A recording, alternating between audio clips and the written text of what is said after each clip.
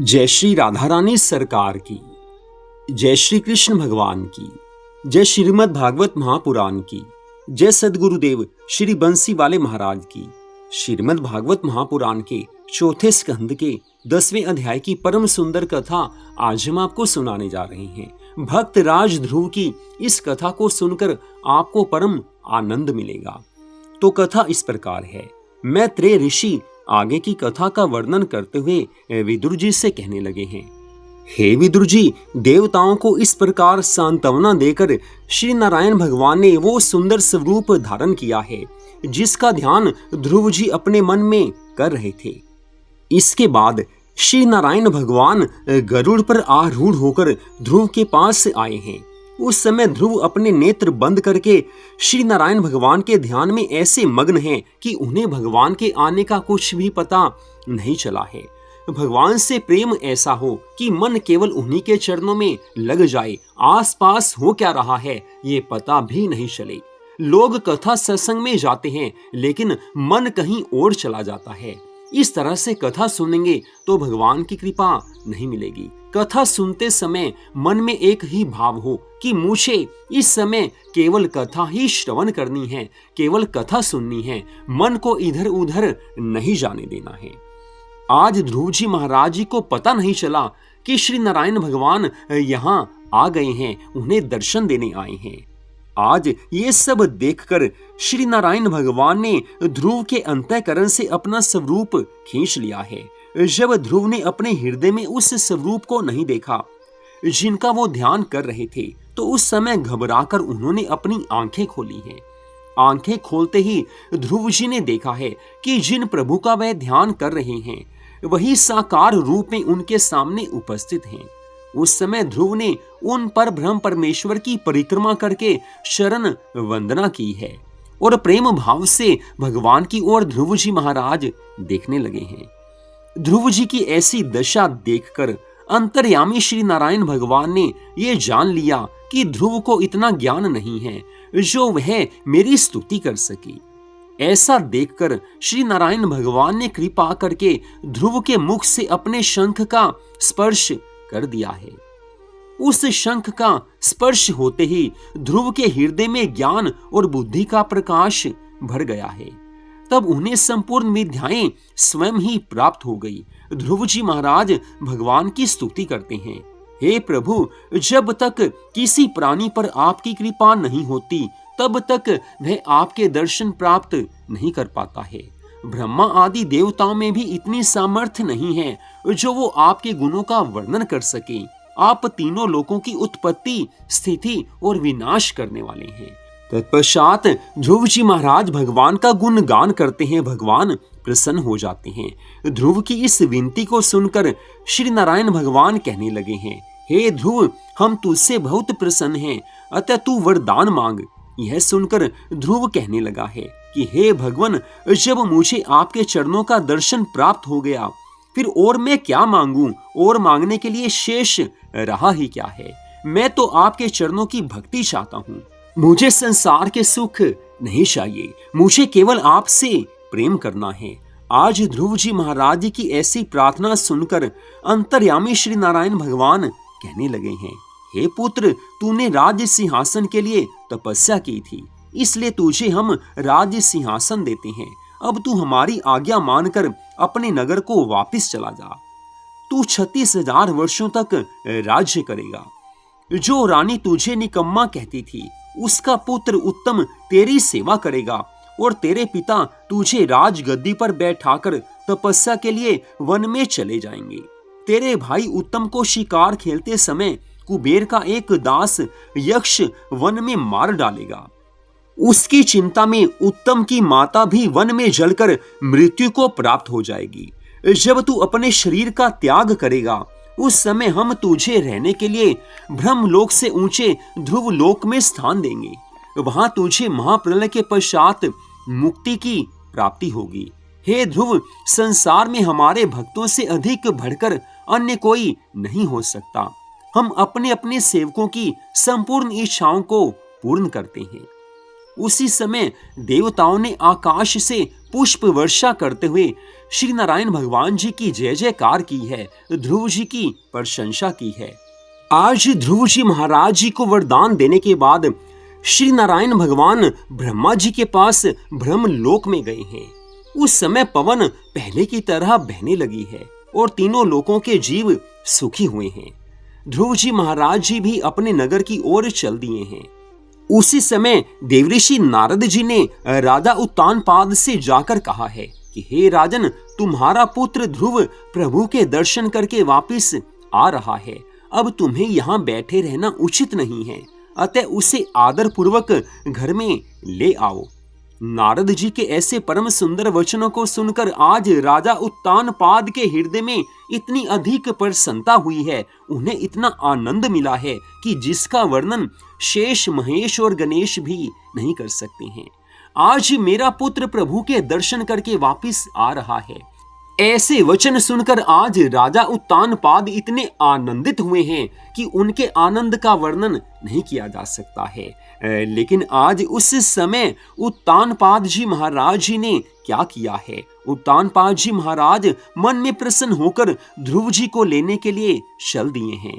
नगर की सारी प्रजा ने जब ये सुना कि ध्रुव जी श्री नारायण भगवान के दर्शन प्राप्त करके वन से लौट आए हैं, तो नगर के सब लोग ध्रुव जी का दर्शन करने के लिए वहां आए हैं। सब इंतजार में हैं कि कब ध्रुव जी महाराज आएं और कब उनके हम दर्शन प्राप्त करें।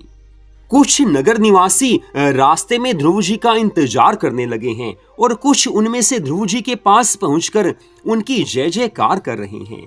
उस समय ध्रुव जी जटा बांधे तथा भस्म रमाए हुए वहां बैठे थे। नारद जी और राजा उत्तानपाद को देखते ही वे खड़े हो गए हैं तथा उनको प्रणाम करने लगे हैं। राजा ने बड़े प्रेम भाव से ध्रुव जी को अपनी गोद में उठा लिया है तथा अपने आंसुओं द्वारा उनके मुख को धो दिया है। ध्रुव जी ने छोटी माता को आदर देते हुए कहा है कि हे माता, आपके कहने के कारण मैं वन को गया था, वहां प्रभु का दर्शन मुझे प्राप्त हो गया, मेरे मनोरथ पूर्ण हुए हैं। इसके बाद ध्रुव जी महाराज अपनी माता सुनीति को दंडवत प्रणाम करते हैं, अन्य सब लोगों को उचित आदर देते हैं। सब लोगों से मिलने के बाद राजा उत्तानपाद ने ध्रुव जी महाराज जी को अपने साथ एक हाथी पर बैठाया है तथा याचकों और ब्राह्मणों को दान दक्षिणा देकर राजभवन में आज ध्रुव जी महाराज जी को लेकर आए हैं। संपूर्ण राज्य में मंगलाचार होने लगे हैं, घर घर सब लोग आनंद मनाने लगे हैं। इस तरह से ध्रुव जी महाराज जी के आने से सबको प्रसन्नता हुई है।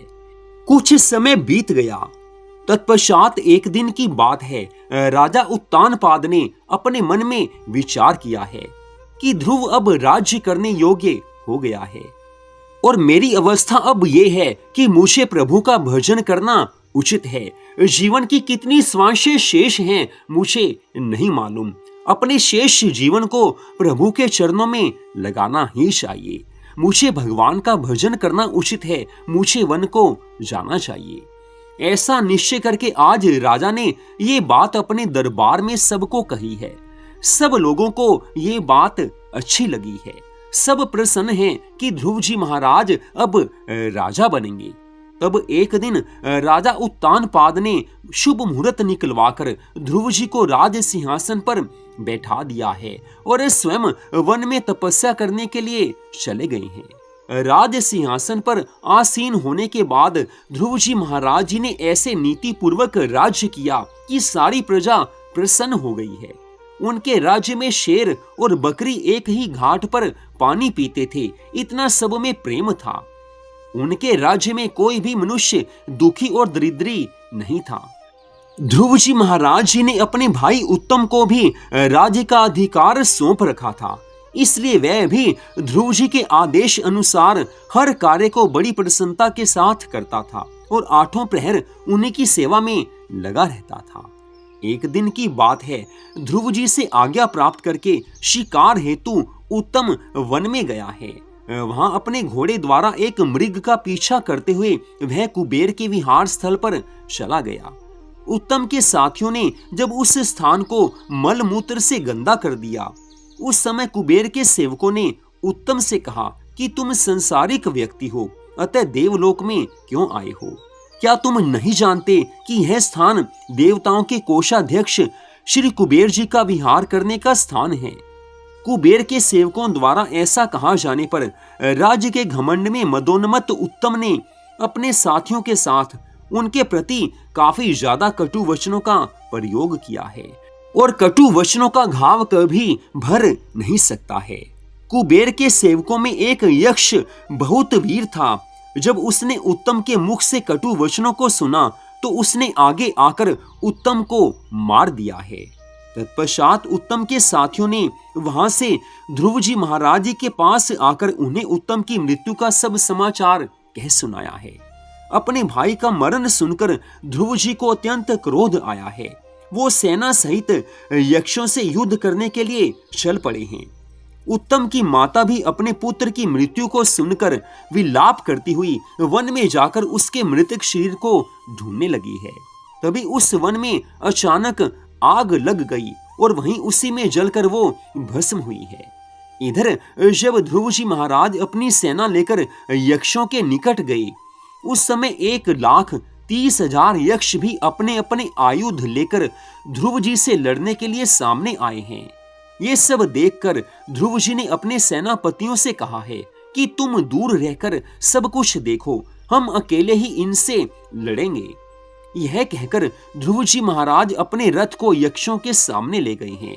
उन्हें देखकर यक्षों ने शस्त्रों की वर्षा शुरू कर दी है, परंतु ध्रुव जी महाराज जी ने उनके सब प्रहारों को निष्फल किया है और अपने ऐसे तेज बाण छोड़े कि उनमें से अधिकतर यक्ष घायल हो गए और बहुत से मारे गए हैं। इस प्रकार ध्रुव जी ने उन सब पर विजय पाई है। यक्षों की ऐसी दशा देखकर एक यक्ष ने कुबेर के पास जाकर सब समाचार कह सुनाया है। अपनी सेना की ऐसी दुर्दशा की बात को सुनकर कुबेर ध्रुव जी से लड़ने के लिए स्वयं युद्ध क्षेत्र में आ गए हैं। उन्होंने ध्रुव जी से कहा है कि तू मनुष्य होते हुए देवताओं को कष्ट दे रहा है, अतः मैं तुझे मार दूंगा। ध्रुव जी ने कहा कि मैं श्री नारायण भगवान जी को ही देवता मानता हूँ, क्योंकि उन्होंने देवता, मनुष्य तथा अन्य सब जीवों को पैदा किया है। ये सुनकर कुबेर ने ध्रुव जी के ऊपर अनेक बाण चलाए हैं, किंतु ध्रुव जी ने अपने बाणों से उन सब को काट डाला है। ये सब कुछ देखकर कुबेर ने ध्रुव जी से कहा है कि तुम्हारा गुरु कौन है, तुम्हें यह विद्या किसने पढ़ाई है? ध्रुव जी कहने लगे हैं, जिनके प्रताप से तुम देवता बने हो वही मेरे गुरु और वही मेरे स्वामी हैं। श्री नारायण भगवान की कृपा से ही तुम देवता के पद पर पहुंचे हो। वही मेरे गुरु हैं, वही मेरे स्वामी हैं, वही मेरे ठाकुर हैं। मैं उनकी चरणों की शरण में रहता हूँ और वही प्रभु आपके भी स्वामी हैं।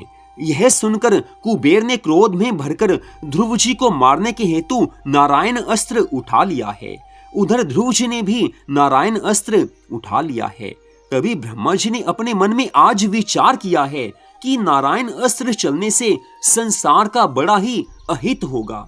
ध्रुव तो श्री नारायण भगवान के भक्त हैं और कुबेर देवता हैं, इसलिए इन दोनों में से कोई भी मर नहीं सकता है, परंतु जगत के अन्य सब प्राणी व्यर्थ में ही मारे जाएंगे। ऐसा विचार करके ब्रह्मा जी ने ध्रुव जी के पितामह स्वयंभू मनु और नारद जी को ये आदेश दिया है कि तुम दोनों जाकर कुबेर और ध्रुव जी को समझाकर उनमें संधि करवा दो, दोनों में प्रेम भाव हो जाए, ऐसा कार्य करो। यह सुनकर वे दोनों रण क्षेत्र में आए हैं। जब ध्रुव जी ने ऐसा देखा कि मेरे पितामह स्वयंभू मनु पधारे हैं, तब वे युद्ध करना छोड़कर अपने रथ से नीचे कूद पड़े हैं और मनु जी महाराज जी को साष्टांग प्रणाम किया है। तो यहीं पर आज की इस परम सुंदर कथा का विश्राम होता है। अगले भाग में आप इससे आगे की कथा को सुन पाएंगे। जय श्री राधा रानी सरकार की, जय श्री कृष्ण भगवान की, जय श्री लक्ष्मी नारायण जी भगवान की, जय भक्त राज ध्रुव जी महाराज की, जय श्रीमद् भागवत महापुराण की, जय सद्गुरुदेव श्री बंसी वाले महाराज की। जय जय श्री राधे, जय जय श्री राधे, जय जय श्री राधे श्याम।